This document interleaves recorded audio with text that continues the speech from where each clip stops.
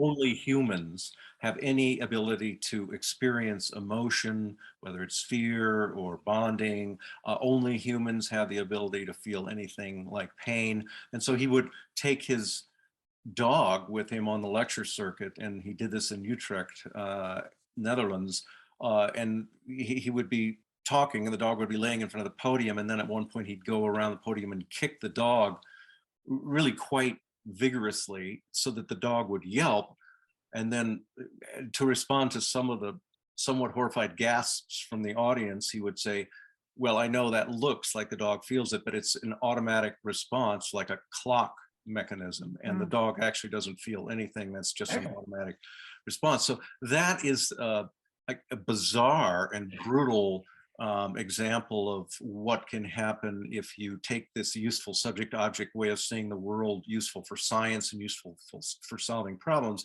and start to apply it to the entire world. And when you elevate anybody, including humans, to such a level and dismiss all the rest of the life forms, it's almost inevitable, it seems to me sometimes, that we ended up where we are now with the ravages of climate change, with that as such a firm underpinning of how we came to see the world in all of our institutions. And so the fascinating thing to me about just learning about Schelling, Friedrich Schelling, and Naturphilosophie today, is that there's always been this facet of human sensibility that has been, wait a minute, we're nature in nature.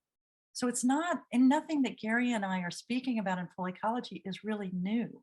It has been thought by human beings for a long time and lived by indigenous communities for time immemorial. So, and by the animals and by the trees.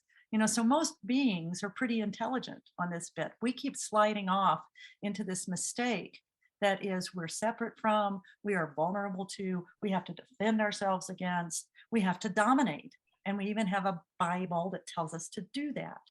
So, and one other thing you might have missed when you were shifting mics was Schelling talking about the unification, that as the self becomes aware of itself, it becomes aware of the relationships it has to the world around it, to the point where he said, I used the example earlier, if you walk up a grassy hill or through a forest, you're actually not just exploring a set of objects out there, you're exploring yourself. Right. There's a self component every time we go out into the world. And that's really quite, even today, hard to get our heads around. But when you can glimpse it just for a second, it seems really quite powerful.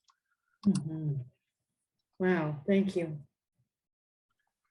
So we're here thinking, again, as we often do in these times of great change, of disruption and what role disruption really plays in the natural world, and really what nature can perhaps suggest to us again by virtue of the qualities that it uses to get through and come out stronger on the other side of disruption. Given that we're nature, there's a very, very good chance that our own version of adhering to those particular qualities in our responses will help us get through too. Absolutely. If you all had a chance to see the update that we included, the link to the update in the newsletter, we went after we saw you all at Elk River, a couple of weeks later, we went up and visited with Doug and Andrea Peacock. And after that visit, we went on up toward Mammoth, entering through Gardner into Yellowstone. And it was just, if you saw the video, you saw it. It was just so stunning to see the power of that water and the way that it ripped away, wet highway. It just ripped it out. The whole thing would be gone. And then the structures that were underneath it that were made of metal were all bent. It was just so powerful. But the thought I have had with that from the very moment, really, that I heard that this flood was happening, is that the natural world, like each of us, is going to adjust to extraordinary disruption. It's going to do something. If it's most adaptive, it's going to do something. And so the Yellowstone suddenly had all this water in it. And so what it did was what it did. It adjusted its course. It made it as best it could. That's been really inconvenient for a lot of humans. But that's what it did. And so, being a part of this, we are now in the position of making adjustments in our lives. And some of them are very difficult. We think half the people in the town where we used to live, Red Lodge, their homes are water damaged, and they were way above the floodplain. So they never had flood insurance. Right, and of course, the life forms around that river system change profoundly too, or many of them do in the face of the flood. You've got fish that have to deal with that kind of just uproarious flow, and they do. Not only do they do that, but then they benefit from all the insects being washed into the water. So they actually benefit in the long term if they're of any size. The small fry sometimes don't fare so well. But then there are elk and deer and others that cross those rivers on their small migration journeys to get to different feeding spots. And of course, that's going to all change too, because the river channels have deepened, they've moved entirely. So those animals will be kind of exploring what is the new safe crossing place for them. So there's a lot of change that goes on. The river does what it needs to do, but then so do the other life forms do what they need to do in response to it. And I guess that's the thing that is most instructive for me in all of this. I'll just speak for myself, is that the natural world is going to do what it does. Interestingly enough, reading just a tiny bit of Schelling today, he and his colleagues would say that every thought we have, every emotion we have, every action we take, however emotionally reasonable, however wise, however wacky, however out there, anything that we do, including war, is an expression of the natural world. So that humans are an expression. And then I'm interested in reading more to see if it follows that we don't know if the species will make it or not. But it doesn't change that right now we are nature and nature. There's a wonderful biomimicry specialist named Toby Hertzlich, and I've only come across her recently. But biomimicry is, as you may know, trying to develop human systems or even technological inventions based on the designs that we see operating well successfully in the natural world. And she pointed out that according to her consideration of the matter, there are really three things that nature does in the face of disruption that are very instructive to us as humans. Again, we're nature too. And one of them is that it really arouses creativity. So there's a lot of, following a big event like a flood or wildfire, there's a lot of like trial and error going on. And she's encouraging us really to get that too.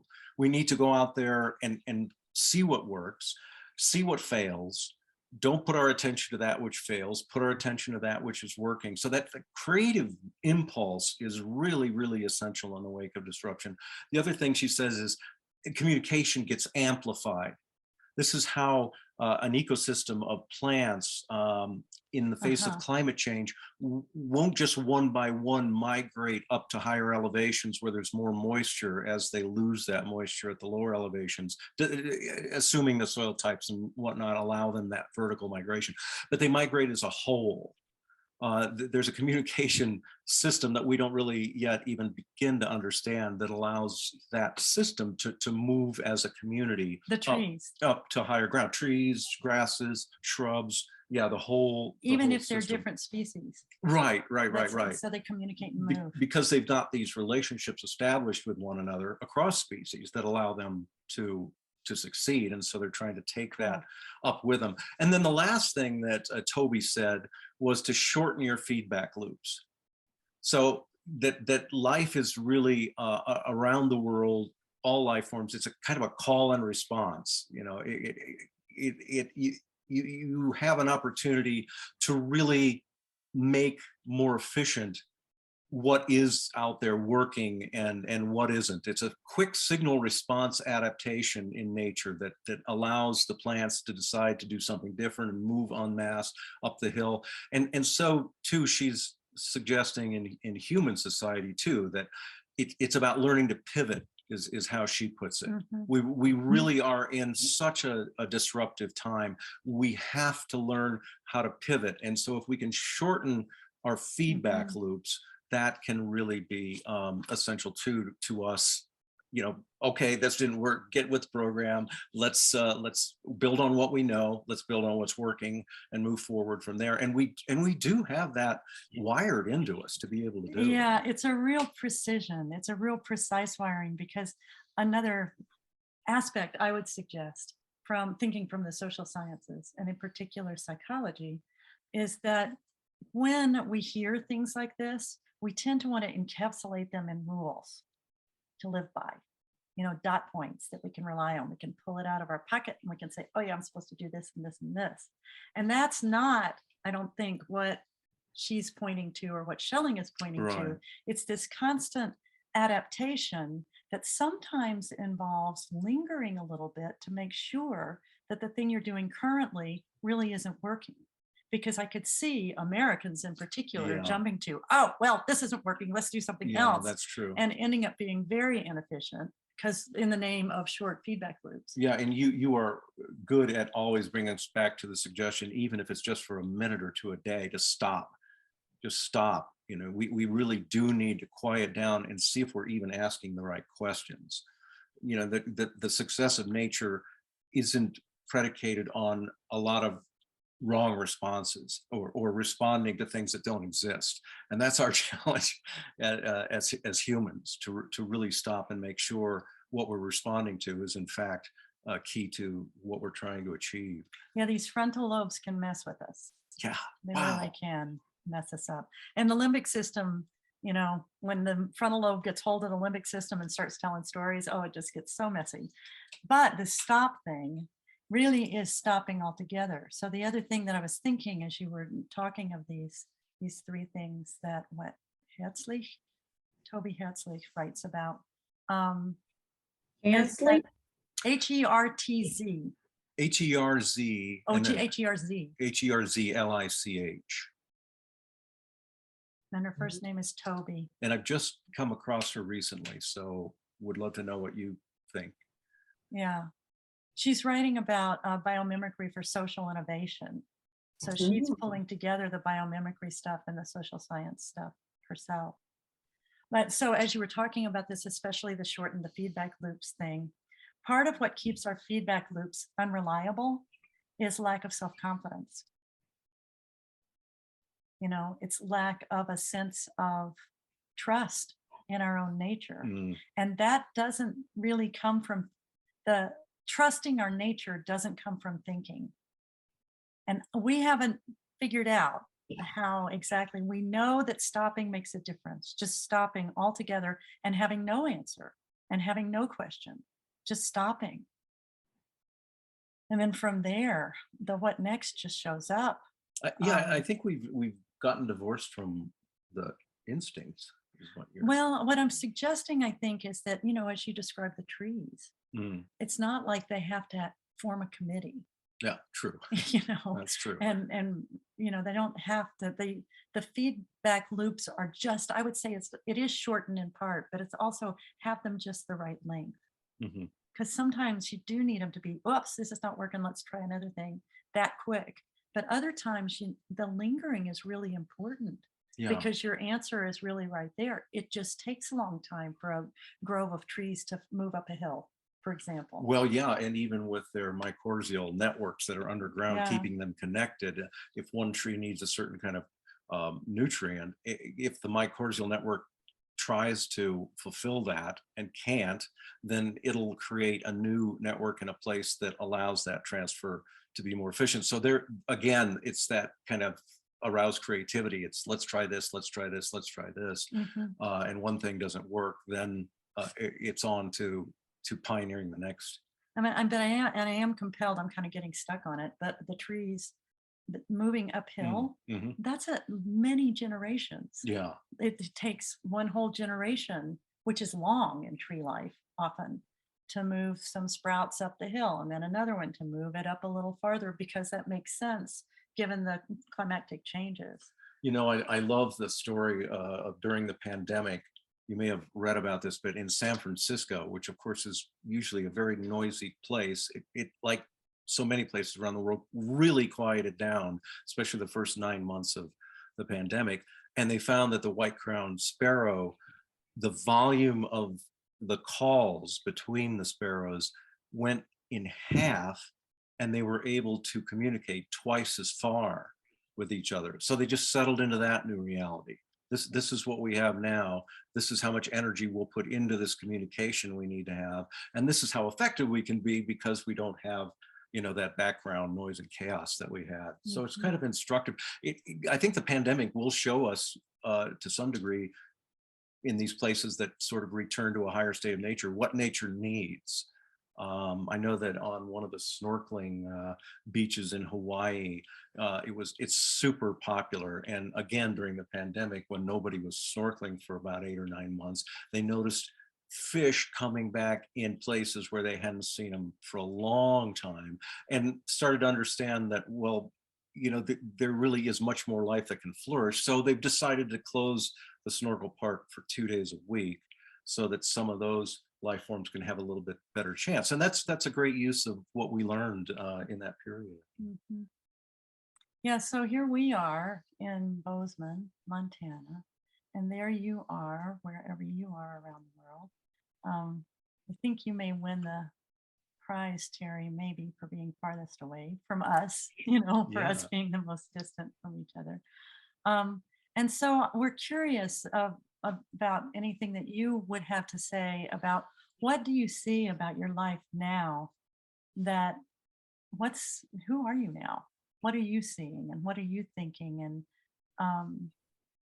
how are you seeing yourself dealing or not with disruption and uncertainty? Do you feel like, and I guess a preliminary question is, do you all, like we do, feel that uncertainty is probably not more common than it was before, but it's certainly more salient? Yeah. I want to kind of reach back into my history and evolutionary biology and talk about, I think it was R.A. Fisher, a British biologist, who came up with the fundamental theory of evolution. And what that was that a species is healthy to the extent that it's diverse. Ah. And I think he was talking primarily about genetic diversity, but I think as a metaphor, it has a lot to speak to us about, that we should be celebrating, not narrowing, not Yeah. canalizing our diversity, because that's the raw material, I think, for the trees to move up the hill, for us to adapt to the world as it changes. And the hope is that within a population, not necessarily an individual, but within a population, that there's that diversity that will allow things to go on.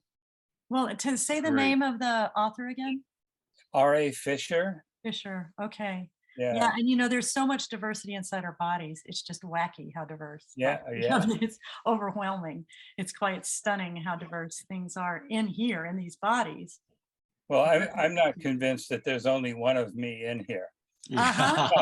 Uh-huh. Well said. I Yes. think that's prescient. I love your point though, because resilience does to some extent get determined by the level of diversity, at least in a lot of, or perhaps vast majority of ecosystems. And so that is something we can, again, direct our attention to as we move forward. That should be a priority, a foundational priority as we go forward. And Gary was talking about this during the panel discussion at Elk River, which is, I sound like I'm plugging our stuff, but I am. Yeah. It's on the podcast. The first part of that panel discussion is on this podcast. And he was talking about the way that we found in the social sciences, that if you have people from diverse backgrounds on a jury, that's what you want if you're the one who's being before the court. And that's what you want anyway. But if you're innocent, especially, you want that. You really because the people who hear the evidence are going to hear it through their lenses, and they're going to hear it slightly differently and different pieces are going to be more salient to them because of who they are and how they've lived. So when they come together in deliberation, they come to fairer decisions. And the same thing has shown up recently in meta-analyses or even original research, that when you have a group of researchers who are quite diverse, that the evidence in academic circles is how many times you're cited. So it's amazing the correlation between diversity on a research team and the number of times so that article is cited, meaning it has a lot of credibility and has a lot of curiosity to other researchers. I think this is kind of an exciting time, because while a lot of people around the world, indigenous people especially, never lost touch of this kind of unification and this rhythm of exchange, as Neil Evernden says, between humans and the rest of the world, I hear these things and I'm just like, wow, that's so great that that quality that makes life work around the world is in us and makes it work in human ecology as well. It shouldn't be such a sense of wonder, but I'm just enjoying every step of it for that reason. Yeah. And so this is a thing, Jamie, and it's how would you say, are you noticing that more in your own life, or do you just see it in gatherings? How does that show up for you? He's frozen. Is everybody frozen? No. You just came back. Yeah, okay. Yeah. So Yeah. so I'm curious, I was asking how it shows up for you, how you're seeing this diversity. Sometimes I fall into the negative, and what I'm seeing is diversity, being denied. I think our whole society has a problem with diversity, and that becomes a problem with society. So I think it's really important. I use the term celebrate. I think diversity needs to be celebrated, and it needs to be incorporated into everything we do. And so that there's assault from the right, which is fairly easy to see, but there's also assault from the left There in is. the terms of political correctness Mhm. that cuts down on diversity, that cuts down on certain types of thought that are kind of nipped in the bud before they're allowed fruition. So I think elevating diversity as really a primary path for how we cope with what's happening is Yeah, there's really this important. respect, I think, that you're pointing to. So it's a it- respect that gets misinterpreted, and in what I think what you're referring to as political correctness, which is part of that competition, part of the Yeah, I'm better than you. So it's kind of white anxiety and also another version of superiority, which just is part of the same part of the problem, or part of the same problem. The other thing I was thinking as you were talking is, you may be familiar with the Southern Poverty Law Center in Montgomery. absolutely. Yeah. Morris D. They had a publication for a while called Teaching Tolerance. And I Yeah. always thought, tolerance, no, it's celebration, like you're saying. It's It is. celebration, respect. Yeah, Yeah, that's good. Good Yeah. point. No, they've been the good guys for a long time. they sure have. Yeah. Very Yeah. long time. So are we coming in and out? Do we have an unstable, how's it going? Are y'all able to hear us mostly? Absolutely. You've gone out twice with me, but it's only lasted less than a minute each time. Okay, And you're not going out with me. Okay. That's And good. I'm not having any problem either. that's Oh, good. okay, good. Jenny, it's really good to see you. Yeah. Thanks for being with us. So anybody else? What? Are you talking to me? I To Jen? am. I was just I saying, have not hey. been able to say hello or make your meetings at all. It's been a couple years. I've been following your emails. Oh, So yeah, I kind of missed the beginning, but just wanted to introduce myself. I'm here in Portland, Oregon. And Yeah. our Right. mothers are at North Right, Decatur I know, Presbyterian Church You're Kent in star. Decatur, Georgia. So I was Yeah. thinking a lot about What? moms and aging and nature, and wanted to just zoom in this afternoon as I I was thinking really about just- those Glad that you- connections. Thank you. What? Wait a minute. What about Decatur, Georgia that you guys are connected? I don't get that. Say it, say it. Go, So you Jenny. first. Jenny's mom, Kent Leslie, writes great books too. So Kent Leslie and my mom, Mary Alice Kemp, are friends. Our dear My friend. mom is in Decatur and Kent Yeah. is in Decatur. And my mom's been there. She was a city commissioner there, Terry. So she's been there a very long time. And so I graduated high school in Georgia, in Atlanta. Likewise. Yeah, you And did. I grew up, Wait a I'm minute. there. I went to Druid Hills High School, and my parents have been in the same house for 50 years and have been at North Decatur Pres those 50 years. It's where I was Well, raised. Yeah, Oh my gosh. I know. And it's small Georgia world. is well represented. Decatur maybe especially. That's Yes, right. yes. I'm in Decatur too, right? No. Oh, my God. Wow. Make sure and send us an email, Terry, at connect@fullyecology.com if you're comfortable with that, because Yeah. we're going to be in Decatur. Oh, October. cool. Yeah. That is Yeah. so So interesting. Jenny, thank you for following us. And what over these years, what are you thinking about Full Ecology? Well, I'm just thrilled to see all the connections that you're making in the natural world. It's a beautiful bit of work you're doing, and it reminds me of the work of family friends there from Decatur. David Orr, who's up in Oberlin all these years and now retired. He's still friends with my dad, and they still connect a lot. And there's all that powerful ecology and environmental work that he continues to do, and to try to maintain hope in our world. And I find his work inspiring and parallel.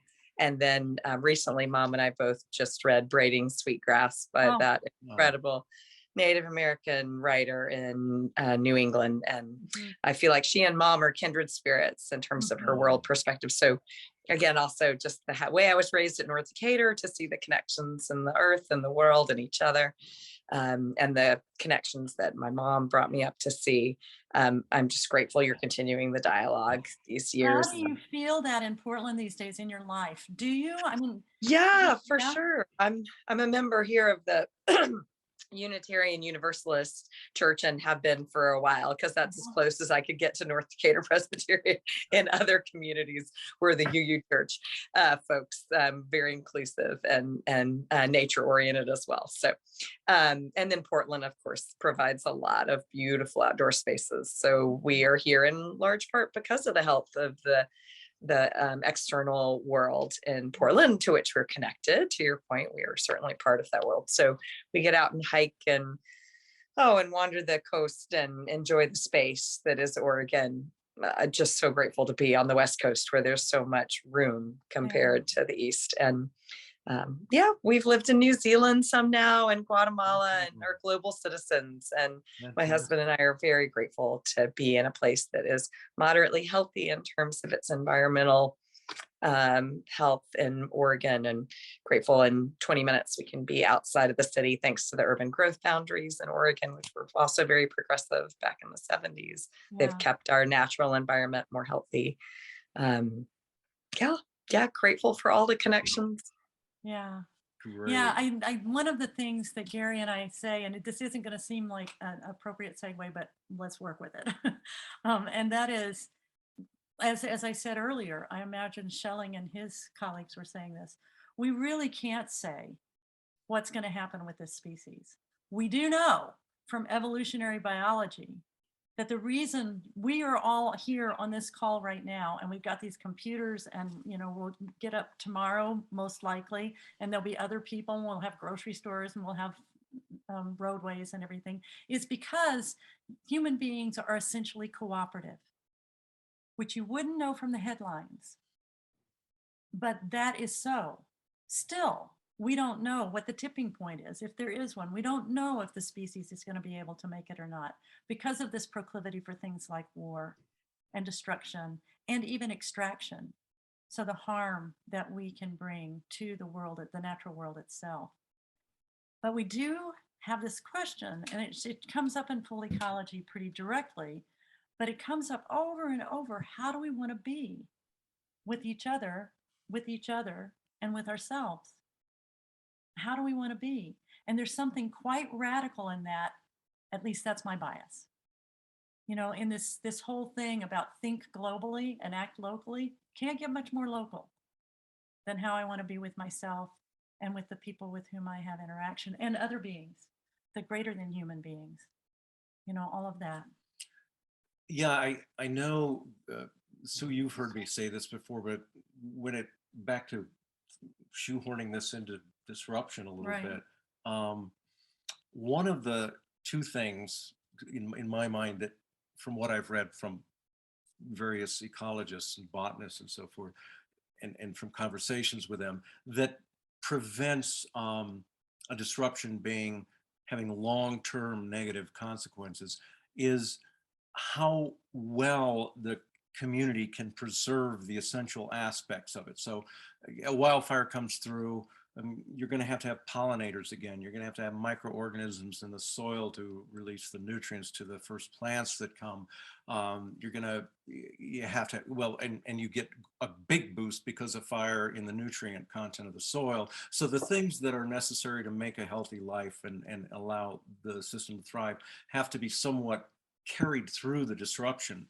And we can see that with other mammals. When elephants have been trophy hunted and the elders, especially the elder females, have been shot out and removed from the herd, there's a significant uptick usually among the young males in violence, and some of it's deadly. So the social fabric goes down.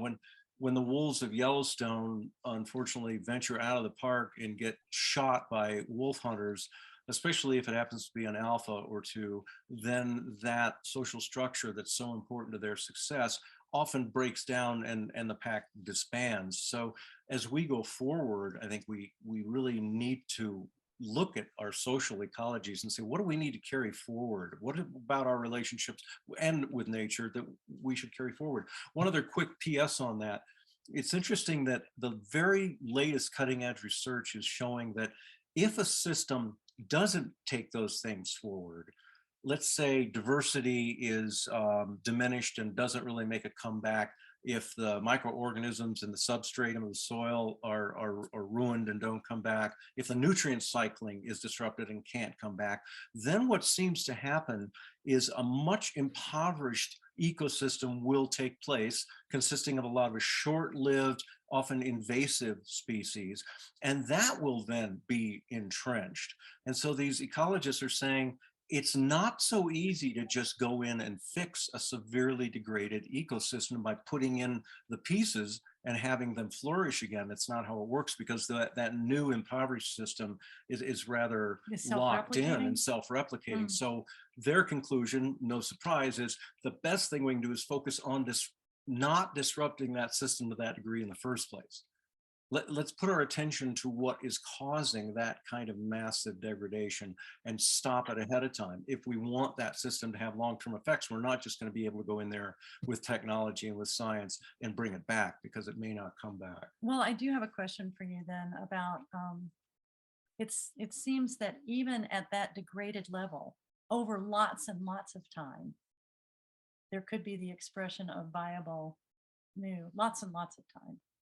New I think so. I ecologies. think, Yeah. yes. I mean, ultimately, life would continue to evolve toward complexity. And so, but it could be 100 years. It could be 200 or 300 Or years. in some millennia, system, I'm or thinking. millennia. So Yeah. who knows? And if Right. those systems are important, if they are not only important because they contain life forms who are trying to make a living just like we are, but they also anchor things like carbon sequestration and other things that are very important to us humans, then we need to start paying attention to not degrading them in the first place, thinking that, oh, well, we'll go in and Fix it later. renovate them later, because that may not work. We just don't have enough knowledge to make that work at this Well, point. as you're talking about this, the capacity of a system, I think you say to deal with blunt force trauma. Oh, right, yeah. Yeah. Uh-huh. I'm thinking of, and this is such a projection and it's very hopeful, so forgive me for this, but I'm thinking of what may be happening in Ukraine. And I don't understand any of that, but I do know that I heard a brief tape, and people will know way more than I do about this, but I heard a brief tape of these elder women in the Northeast whose towns were liberated by the Ukrainian soldiers. And they were right there, and they were there with food and with kisses and with tears and with song and so there is this unquenchable, in some ways, it makes me think, human spirit. It shouldn't be, it's being degraded for sure through war. Yeah. But I'm curious about that. I like what you're saying, and I think that's true, that there is a longing and an unquenchable desire to have something that's really, I think, in the last analysis, relational. I think Mhm. that's really what the longing is for. And yeah, we've got to, I think, all take care that we don't get so inundated with just the dark side, and there is so much dark side of what's going on, that we Mhm. become cynical, and and with that lens of cynicism, no longer really be able to kind of feel that urge, feel that longing, and therefore distract ourselves rather than figure out ways that we can build on the strengths that we have. Yeah. Yeah. Sue, do you have anything? What are you thinking in this conversation? A lot of different threads here. I just kind of relate some of my experience here in Southern California over the last couple of weeks. Couple of months ago, we got notification that a major pipeline that brings Colorado River water to Southern California, the over allocated Colorado River water, our share, one of these pipelines sprung a leak and they had to shut it down. I think they shut it down 4 days ago. They shut it down. So all our water now is coming from Northern California, but they shut it down for 2 weeks to do repairs. So they're asking everybody to do everything they can to conserve water. Then, of course, we get into this long heat wave, this record-setting heat wave that went on for over a week. And then we get wildfires starting. Then we get a hurricane that came closer than we've had in like 100 years. So the outer bands were just dumping rain on the mostly in the mountains. The mountainous areas got most of it. Literally, the firefighters would be fighting this out of control fire one day and running from Floodwaters? flash floods and mudslides the next. They never knew which day they were going to have what condition. And in the middle of the heat wave, then we're having power problems.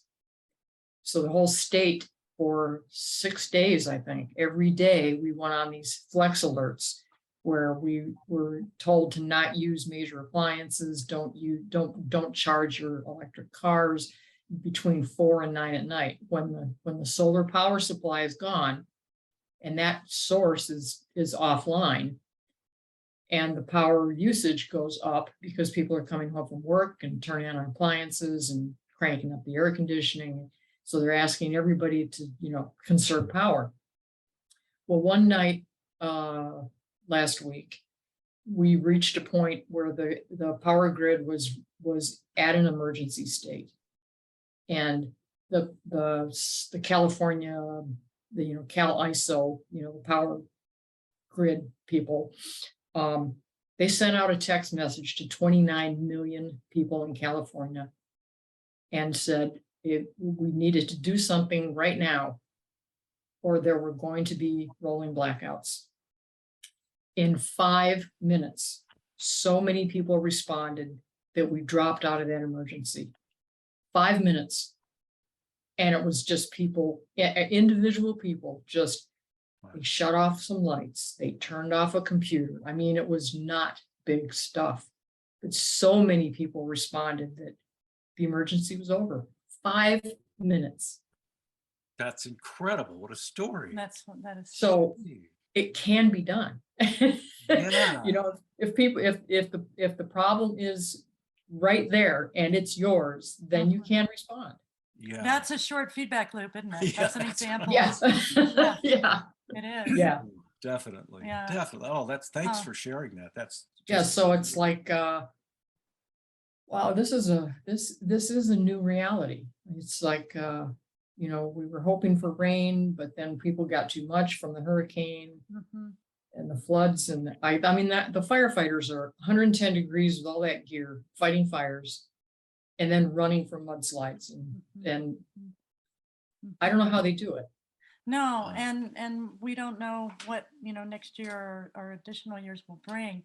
Or Every next week. time, or next week, right? But every time there's that thing that everybody can see, that 5 minutes where each person did what they could, acted locally, and the effect is global. And this is just, we just need to see that. We have what we need to cooperate with each other. We lean in that direction anyway. It's Yeah. our biological heritage. Yeah. yeah. There's something going on though with this immediate need issue. I think, like just my comment about how cushy we are basically in the, at least where I am in the East Coast. There's not any smoke. Okay, it's hot, okay, yeah, we have lots of days with no rain. We just stay inside and turn on our air conditioner more. And people just stay in their cars and leave their air conditioning on more. And and there's not fires and there's not like loss of power and there's not this immediacy where we hear about it from everybody else. And so there's I think, a lot of complacency when there's not this urgency. So in my neighborhood, even in really progressive Decatur, Mhm. people aren't doing a whole lot. Oh, some people are buying electric vehicles, but the big houses are still going up. And, Mhm. yeah, a few more people are biking but honestly, I don't feel like there's enough urgency. And I don't know that we, as humans, I think we're all pretty darn comfortable unless we have this immediate, like, you're going to lose your power. You need to act in 5 minutes. We have a couple of those, and I think it'll light the fire under I think people. so. Yeah. But Yeah. otherwise, And so who knows what that takes? Does it take what's going to surely be happening across Europe this winter is having, significantly less energy and just being colder. And so the European Union leadership is they're saying to each other, and Europeans are saying to one another, this is what we've got to do to get to alternative sources of energy and to free ourselves from, dependence on carbon-based fuels. And so and who I knows think, what needs to happen in Atlanta area? I remember hearing Winona LaDuke speak once, and she said that the 3 areas of the country, this really surprised me, Terry, the 3 areas of the country that are most water,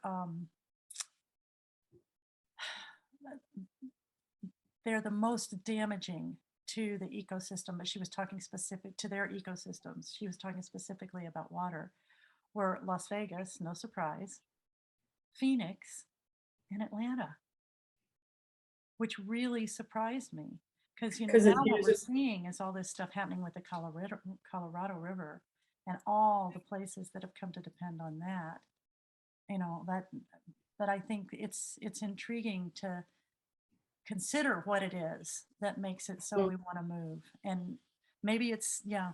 Well, and maybe I do think this is an opportunity, and this is going to sound very ethereal, right? It's hard to anchor this on the ground, but we are at an evolutionary tipping point, presumably, where we can start making different decisions. Yes, we definitely make them when we're in a bad way and our well-being is being threatened or our property or whatever. We wait until that happens, and when the fire gets hot enough, maybe we jump out of the pot. But some of what we talk about sometimes is way of sort of revisioning the world and our place in it, so that you take advantage of the great comfort and sense of belonging and place and even gratitude that happens from reaching out and seeing how related we really all are. Because right now, sometimes the relatedness of the environmental message can just feel like another obligation or set of responsibilities, and I've got too much on my plate And to it's deal with anything abstract, more. yeah. But yeah, that's one way to look at it, but it's also an opportunity to really deepen the experience of being alive. And we got a long way to go. But Maybe, I'm not sure we do, because any minute, anybody can get popped into thinking, well, wait a minute, if I really consider this body that carries around this experience, when we can talk about who am I really, Gary, and I asked this question, do you really end where your skin ends? Good question, because investigate that. For us, it's like, yeah, probably not. But who am I really? So that gets to be real, kind of esoteric, but very practical at the same time. Because this form is nature. That's it. That's all that makes it. And so if I am stopped, if children are stopped in schools, but I think that adults are getting to where they're going, right, if I don't take care, if I don't live in at least collaboration, if not harmony, I'm not going to be able to bargain my way into working well with trees. I'm going to have to really listen and how do I do that? How do I be nature in nature? I think we've got it. It's just that we keep getting seduced away into, I don't know, TikTok. well, and you make a good Yeah. point, because through much of humanity, we have kind of gotten it to a greater degree than I would argue we have in the last, especially 500 years, since the modern scientific revolution. We have had many, many thousands of years where there's been at least some deeper sense of relationality between us and non-humans. Between humans and more than humans. Yeah. Yeah. Yeah. So, Jenny, I'm thinking of you again because it's kind of lore, but I know Molly, and so I kind of know some of the way that your family in particular, your families have been over time. There is a way that we can connect over long periods of time with people. And that kind of feeling, that feeling of community, that feeling of being able to rely on these relationships is what we're talking about with every being out there, with even Yeah. the rocks I and the mean, rain. my God, and we the- wouldn't even have crops if there weren't flies. So Right. the more you look, the more you see how really interdependent everything is. Yeah. We're kind of cruising toward the magic Yep. hour. Yep. Yeah. So it's Wow. been great to be with you. Marshall, thank you again for joining us, and all of you for being here. Yeah. Please be in touch if you have anything additional to say with it to us. One person signed up and was having such a bad storm happening at her place that she asked if there would be a recording. And so, yes, there will be. And we will make it available on YouTube, Yeah. right? And we'd Yeah. love to keep the conversation going. Just drop us a line, connect@fullyecology.com. And yeah, would love to hear from you anytime. And we'll be around next month. We already know what we're thinking about talking about. Yeah. So stay tuned. Looking forward to it. Yeah. Hope to see Good that. to Thank see you you again. all. Welcome back, you guys. Yeah, thank Thanks, you. Sue. Thank you. Take See you good next care, time. everyone. Take good care of yourselves and each other. Okay, All all Bye-bye. right. right. Bye for Bye-bye. now.